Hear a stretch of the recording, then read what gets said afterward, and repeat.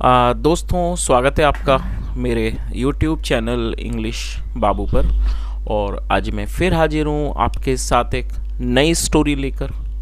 और दोस्तों, आज जो स्टोरी मैं आपके लिए लेकर आया हूँ बहुत ही इंटरेस्टिंग, मज़ेदार और बहुत ही रोचक कहानी है। कहानी सुनने में आपको बहुत मज़ा आएगा। उसके अलावा आज की इस स्टोरी में आपको कई सारे नए इंग्लिश के नए वर्ड मीनिंग सीखने को मिलेंगे, उनकी करेक्ट प्रोनाउंसिएशन के बारे में पता चलेगा और हमेशा की तरह जो इसका ग्रामर का पार्ट है उसे बिल्कुल डिटेल में कवर करेंगे, तो एक एक स्ट्रक्चर को आप बड़ी आसानी से सीख पाएंगे। तो चलिए दोस्तों, आज की इस कहानी को हम शुरू करते हैं और सबसे पहले कहानी का टाइटल देखते हैं। कहानी का टाइटल है फाइंडिंग स्लोथफुल सब्जेक्ट्स। क्या मतलब हुआ दोस्तों? फाइंड का मतलब होता है ढूंढना और ये फोर्थ में फाइंडिंग, और SLOTHFUL स्लोथफुल एक एडजेक्टिव है जिसका मतलब होता है आलसी, और सब्जेक्ट मतलब प्रजा। तो क्या अर्थ हुआ? फाइंडिंग स्लोथफुल सब्जेक्ट मतलब आलसी प्रजा की तलाश। तो दोस्तों, ये आज की इस कहानी का टाइटल है, शीर्षक है। बहुत ही मज़ेदार कहानी है। कहानी बिल्कुल ध्यान से सुने, और यदि आपको आज की कहानी में कोई नया वर्ड या फिर नया स्ट्रक्चर मिले तो आप उसको नोट करें, और उसके अलावा यदि कहानी पसंद आए तो लाइक ज़रूर करें। तो चलिए इसको शुरू करते हैं। One day Akbar declared that he would take the responsibility of all his lazy subjects। क्या मतलब हुआ दोस्तों? ये जो वाक्य है ये पास्ट इंडेफिनिट का अफर्मेटिव वाक्य है, और जब हम पास्ट इंडेफिनिट में कोई भी अफर्मेटिव का वाक्य बनाते हैं तो वहाँ वर्ब की सेकंड फॉर्म का प्रयोग किया जाता है। डिक्लेयर का मतलब होता है किसी चीज़ की घोषणा करना, और ये सेकंड फॉर्म है डिक्लेयर्ड। तो क्या अर्थ हुआ? वन डे एक दिन, अकबर डिक्लेयर्ड मतलब कि अकबर ने घोषणा की, दैट की ही वुड टेक, टेक मतलब लेना, ही वुड टेक वह लेंगे, क्या लेंगे? The responsibility. दोस्तों, रिस्पॉन्सिबिलिटी नाउन है जिसका मतलब होता है जिम्मेदारी, वह जिम्मेदारी लेंगे, of all his lazy subjects अपनी सारी आलसी प्रजा का।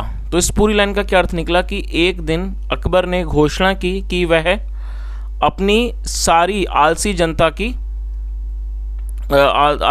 की रिस्पॉन्सिबिलिटी मतलब उनकी वो जिम्मेदारी लेंगे।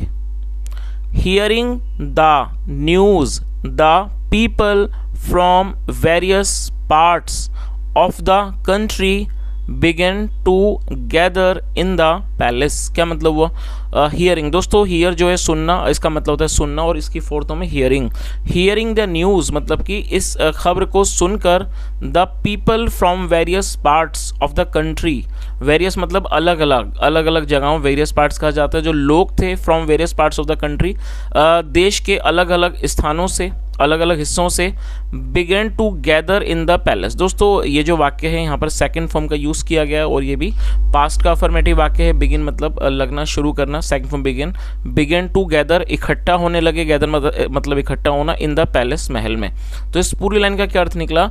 Hearing the news the people from various parts of the country began to gather in the palace मतलब कि खबर को सुनकर देश के अलग अलग हिस्सों से जो लोग थे वो महल में इकट्ठा होने लगे।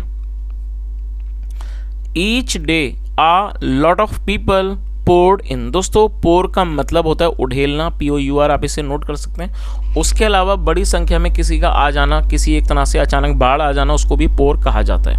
और ये पास्ट का अफर्मेटिव वाक्य है, तो सेकंड फॉर्म का यूज़ यहाँ पर किया गया है। ईच डे मतलब कि प्रत्येक दिन, a lot of people poured in मतलब कि अनेकों लोग, बहुत सारे लोग आने लगे। Akbar began to reconsider his decision, और ये भी बिगिन की सेकंड फॉर्म में, बिगिन मतलब शुरू करना, सेकंड फॉर्म बिगिन। और दोस्तों, रिकंसिडर का मतलब होता है पुनर्विचार। मैं चाहूँगा आप इसे नोट कर लीजिए, क्योंकि इस तरह के वर्ड मीनिंग कम ही देखने को मिलते हैं। किसी बात पर दोबारा से विचार करने को रिकंसिडर कहा जाता है, जिसे हिंदी में हम कहते हैं पुनः विचार करना। तो क्या अर्थ हुआ?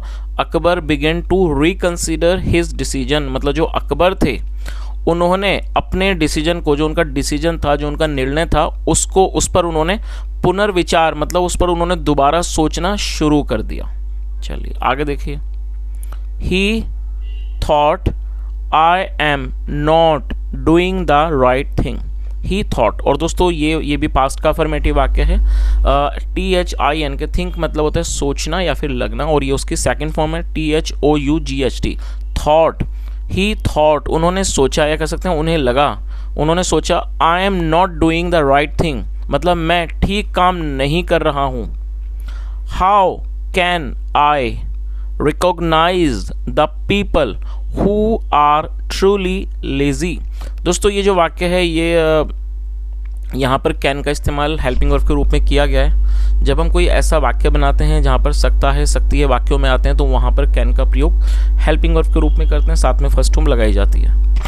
और रिकॉग्नाइज का अर्थ होता है पहचानना, पहचान करना, तो आप इसे भी नोट कर लीजिए। तो इस पूरी लाइन का क्या अर्थ निकला, हाउ कैन आई रिकॉग्नाइज, मतलब मैं कैसे पहचानूंगा, मैं कैसे पहचान कर सकता हूँ, द पीपल, लोगों की, हु आर ट्रूली लेजी, जो वास्तव में आलसी हैं। और दोस्तों यहाँ देखिए ये जो हु है ये एक रिलेटिव प्रोनाउन है। जब हम किसी का रेफरेंस देते हैं तो वहाँ पर रेफरेंस देने के लिए हु का यूज़ किया जाता है। तो इस बात यहाँ तक आपको समझ में आ ही गया होगी कहानी।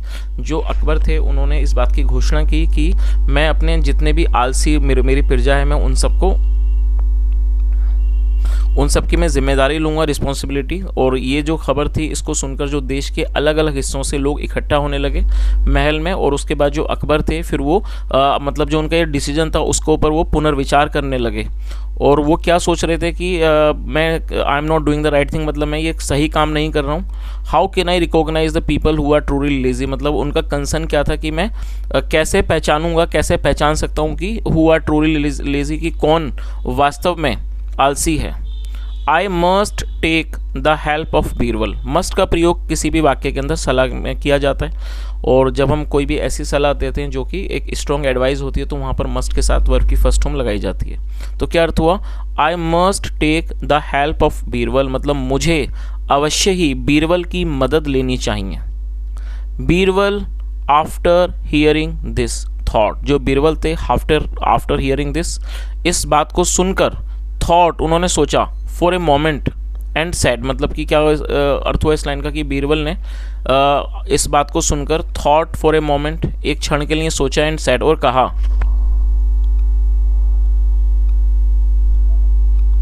जहां पना please arrange for some huts and provide them with the basic requirements. क्या अर्थ हुआ, प्लीज़ अरेंज, अरेंज का मतलब होता है प्रबंध करना। तो उन्होंने क्या कहा कि जहाँ पर ना please arrange for some huts, huts मतलब झोपड़ियाँ, मतलब कृपया करके कुछ झोपड़ियों का प्रबंध कीजिए, एंड प्रोवाइड दैम, और उनको प्रोवाइड करो। प्रोवाइड करने का मतलब होता है किसी को कुछ देना, प्रदान करना, और उनको प्रदान करो, उनको दो, विद द बेसिक रिक्वायरमेंट्स, मतलब जो उनकी बेसिक रिक्वायरमेंट्स की चीज़ें हैं, जो उनकी ज़रूरी मतलब कि आवश्यकताओं की जो चीज़ें हैं वो उनको दो, और साथ में जो झोपड़ियाँ हैं उनका आप अरेंजमेंट करो। Akbar was very surprise to hear this, जो अकबर थे वो बहुत ज़्यादा हैरान हो गए इस बात को सुनकर। चलिए आगे देखिए, बट ही ओबेड बीरबल। दोस्तों OBEY आप इसे नोट कर लीजिए। ओबे का मतलब होता है किसी आज्ञा का पालन करना, बात मानना, और ये सेकंड फॉर्म है ओबेड। तो क्या अर्थ हुआ, बट ही ओबेड बीरबल, लेकिन उन्होंने बीरबल की आज्ञा का पालन किया, कह सकते हैं, लेकिन उन्होंने बीरबल की बात मानी। Meanwhile, the people were very happy to get new huts। क्या अर्थ हुआ meanwhile? meanwhile का मतलब होता है इस दौरान। इस दौरान जो लोग थे were very happy, वो बहुत खुश हुए, बहुत ज़्यादा खुश हुए, to get new huts, नई झोपड़ियाँ मिलने पर, and ample amount of food, और मतलब कि फूड की, मतलब खाने की प्रचुर मात्रा मिलने पर वो बहुत ज़्यादा खुश हुए। टू सर्वाइव ऑन, मतलब कि सर्वाइव करने के लिए जो उनको एम्पल अमाउंट ऑफ फूड, मतलब कि जो प्रचुर मात्रा में, भरपूर मात्रा में जो उनको खाना मिला था और जो उनको झोंपड़ियाँ मिल रही थी, वो उन चीज़ों को पाकर वो बहुत ज़्यादा खुश हुए। चलिए आगे देखिए,